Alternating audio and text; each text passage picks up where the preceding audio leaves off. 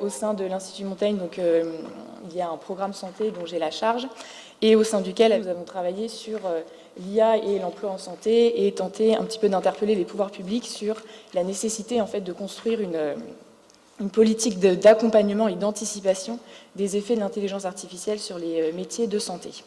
Pour introduire les discussions, en fait, on a, pour rappeler un peu le contexte plutôt propice et plutôt innovant actuellement, donc il y a trois grands éléments. Tout d'abord, en mars donc, de l'année dernière, lors de la remise du rapport « Donner un sens à l'intelligence artificielle » du député Cédric Villani au président de la République, Emmanuel Macron avait énoncé que la santé serait un des secteurs prioritaires pour le développement d'intelligence artificielle.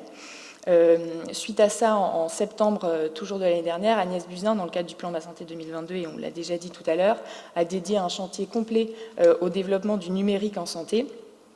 Et cette feuille de route a été présentée fin avril. Et dans le cadre du plan Ma Santé 2022, a été créé le Health Data Hub, dont l'objectif est d'être finalement un guichet unique qui vise à libéraliser l'accès aux données de santé. D'ailleurs, dans ce cadre, un appel à projet a été lancé. Donc il y a déjà des initiatives quand même très concrètes en la matière.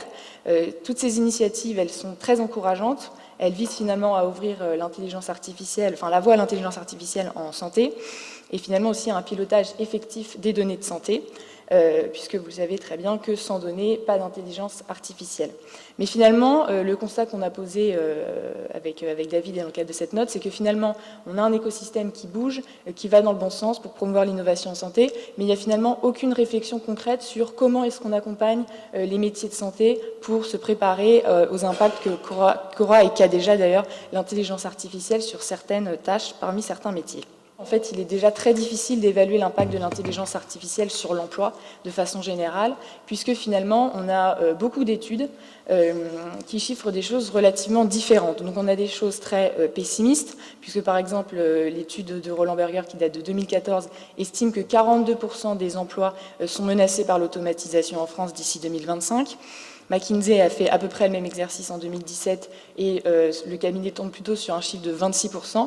Et à côté de ça, on a d'autres études qui ont été menées à la fois par le Conseil d'orientation pour l'emploi et par l'OCDE qui tournent plutôt autour de 10% des emplois actuels qu'on estime présenter de grandes vulnérabilités dans un contexte d'automatisation. Et à côté de donc, ces études plus ou moins pessimistes ou plus ou moins optimistes, on a un autre chiffre qui lui est très optimiste, qui nous dit que 85% des emplois présents en 2030 n'existent pas encore.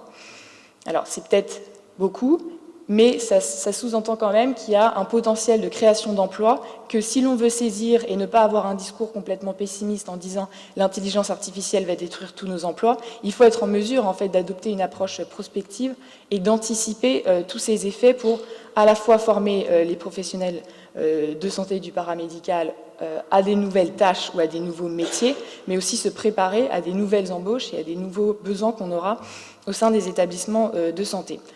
Donc finalement, on a des études qui sont relativement discordantes, mais surtout qui ne s'intéressent pas au marché au secteur de la santé en particulier, et qui adoptent finalement une approche sur les métiers, mais pas tellement sur les tâches qu'il y a au sein des métiers.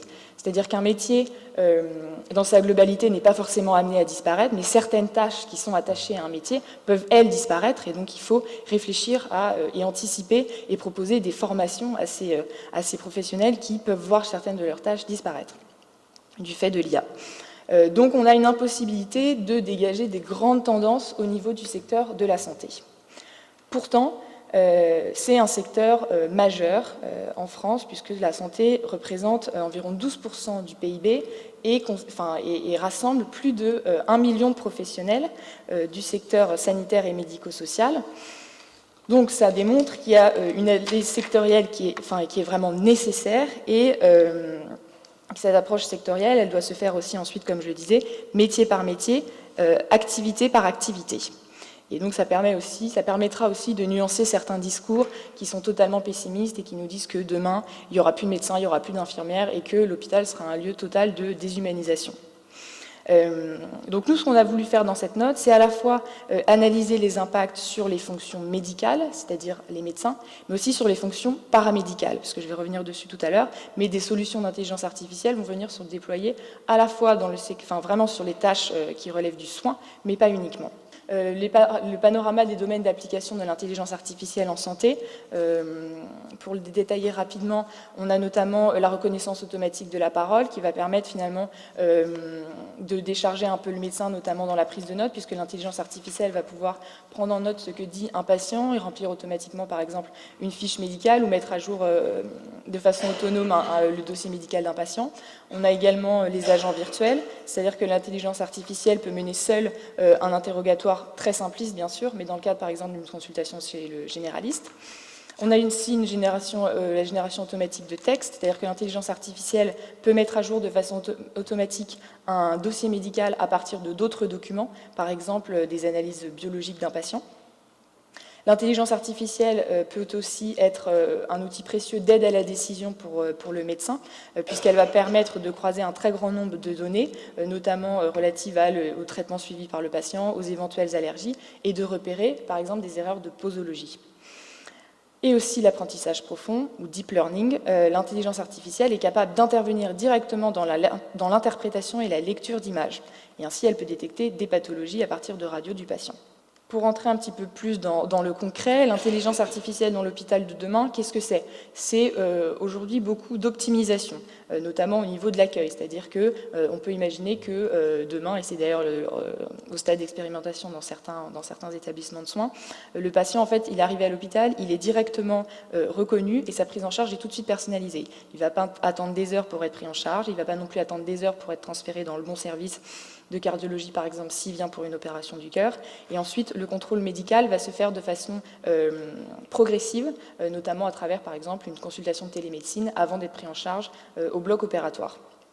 Et finalement, à la fois l'intelligence artificielle, mais aussi la robotisation, vont venir aussi soulager les professions paramédicales. Le rôle du brancardier sera vraiment d'accompagner humainement le patient et pas simplement de l'emmener de façon physique vers le bloc opératoire. Donc nous, on a voulu à la fois analyser les mécanismes déjà à l'œuvre au sein des établissements de soins, puisque l'intelligence artificielle, elle est multiple, donc elle peut se déployer à travers des solutions de pointe très très avancées, notamment au sein de différents instituts hospitalo-universitaires, comme celui d'Imagine à Paris ou l'IHU de Strasbourg, qui développent vraiment des technologies très avancées d'intelligence artificielle pour améliorer la prise en charge et surtout personnaliser la prise en charge, notamment en chirurgie.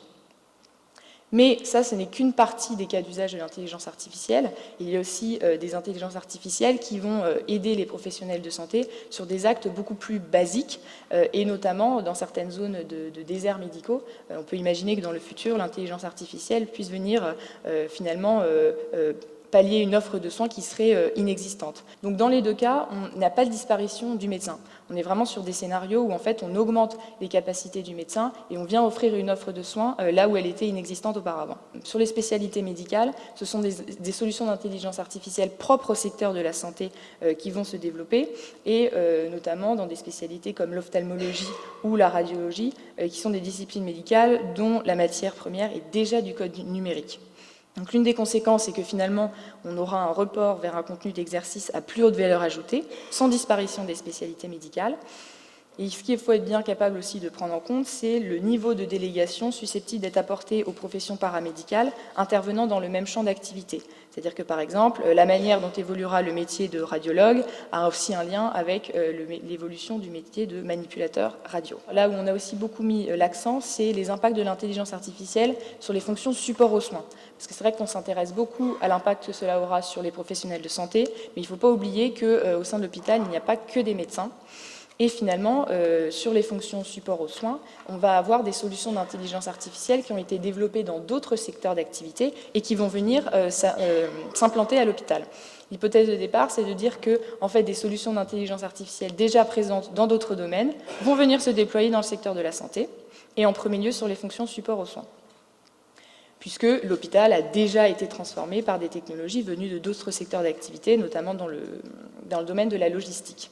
Donc pour vous donner quelques exemples, on a déjà des établissements de soins qui ont automatisé, voire confié à des intelligences artificielles des fonctions de type maintenance informatique, transport, gestion des pharmacies, accueil des patients, etc. Un dernier point sur l'analyse métier, c'est, comme je disais tout à l'heure, d'être en mesure au-delà d'analyser les impacts de l'intelligence artificielle sur les fonctions existantes, c'est d'anticiper leur impact sur les nouveaux métiers que cela va créer.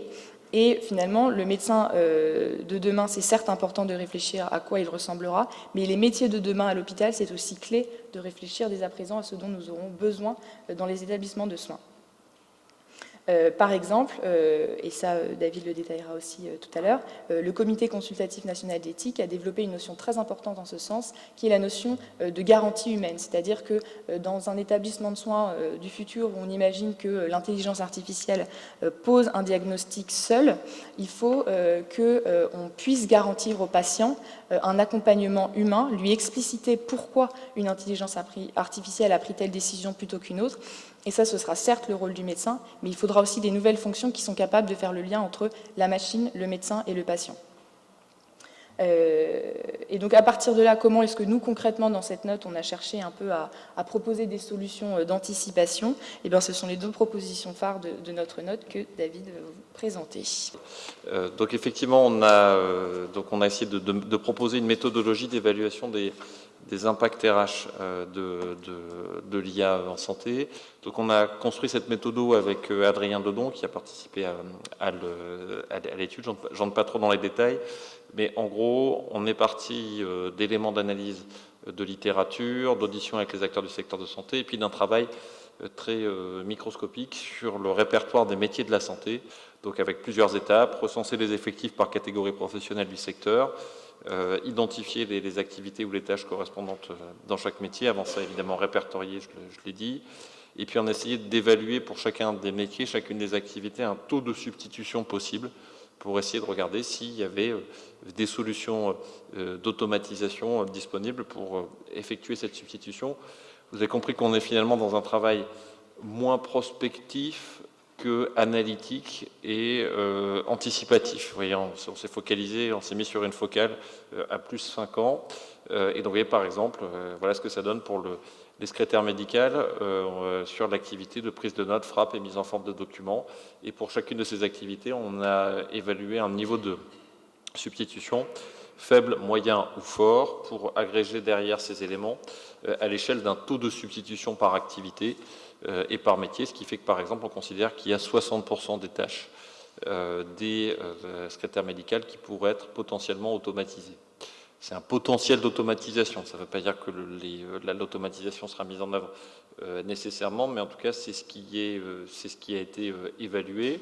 Et puis on a agrégé ces totaux pour la globalité du secteur pour arriver à une hypothèse, une double hypothèse, entre 40 000 et 80 000 ETP potentiellement automatisables. Alors vous comprenez bien comment on a fonctionné. En fait, donc 3 qualifiants par chaque activité, avec une automatisation, un potentiel d'automatisation faible, moyen ou fort.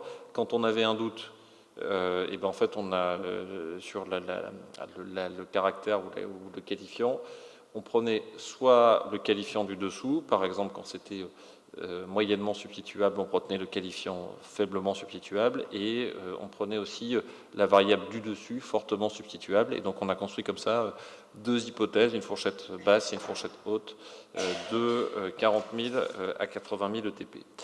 Est-ce que c'est beaucoup? Oui, en valeur absolue.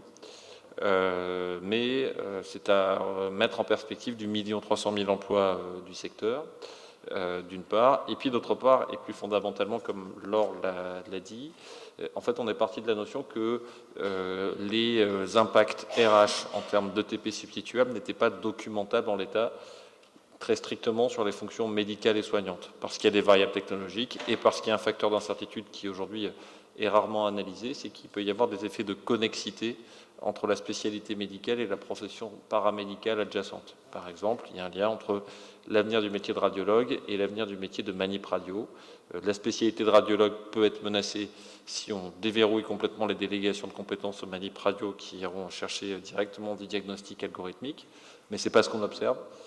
En l'état, c'est plutôt un shift des radiologues vers une activité plus interventionnelle, associée à un déploiement de solutions de robotisation venant se substituer à certaines activités exercées par les manip radio, comme par exemple l'aide à la mise en place des patients sur la table de scan. Donc vous voyez, sur cette question de délégation de compétences, ces 40 000 à 80 000 ETP potentiellement substituables se situent en fait exclusivement sur les fonctions ne relevant pas de la relation directe soignant-soigné. Et que donc du coup c'est une marge de manœuvre potentielle pour soutenir le développement d'innovations thérapeutiques, améliorer la qualité de vie au travail des soignants, à condition qu'évidemment il y ait un chantier fort de gestion prévisionnelle des emplois et des compétences qui soit engagé. Pour le situer en masse salariale, la fourchette basse, c'est 500 millions d'euros en année pleine et la fourchette haute, 1 milliard d'euros. Mais derrière, évidemment, il y a des personnes et donc du coup des fonctions à faire évoluer et un vrai accompagnement à mettre en place.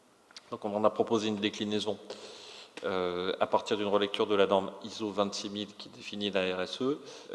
On peut considérer qu'il y a une forme de RSE digitale qui consisterait en fait à faire valoir au titre des actions que les entités économiques, publiques ou privées peuvent mettre en œuvre au titre de leurs obligations de RSE, des actions d'aide à l'adaptation des salariés à l'évolution de leurs fonctions du fait de la transformation digitale, actions de formation initiale, continue, actions de financement, le cas échéant sous régime de mécénat, d'outils de recherche et développement pour développer par exemple des écosystèmes de self-compliance, de certification, pour favoriser le déploiement d'usages responsables de l'IA en santé, et puis action de déploiement de ce que Laure évoquait, c'est-à-dire le principe d'une garantie humaine. L'idée, c'est d'établir un certain degré de supervision humaine des algorithmes, pas à chaque étape, sinon on bloque l'innovation, mais à des points critiques qui doivent être identifiés dans un dialogue avec les professionnels, avec les patients, pour chacun des usages mis en œuvre. Des messages, mais là on est directement dans du développement durable. Anticiper la transformation des métiers, il faut faire adapter le dispositif de formation, déployer des usages éthiques autour de la notion de garantie humaine. Il y a des signaux intéressants qui se mettent en place, même si la France a encore beaucoup de retard. La conférence des doyens de fac de médecine a annoncé le déploiement pour l'année prochaine d'un module de formation aux enjeux de la médecine algorithmique. L'Agence nationale du développement professionnel continue à faire de l'IA une orientation prioritaire de DPC. Ce qui se passe sur le terrain médical ne se voit pas encore sur la partie paramédicale et pas encore sur la partie managériale. Puis vous voyez évidemment que derrière, tout ça renvoie à des nouveaux modes d'interaction, non seulement entre médecins et professionnels paramédicaux, mais entre médecins et patients. Et avec finalement comme thème transversal à toutes ces questions sur l'IA, la question de l'autonomie des acteurs, autonomie de la décision, autonomie du consentement du patient, mais aussi autonomie de projection des professionnels dans des choix de carrière positifs pour eux.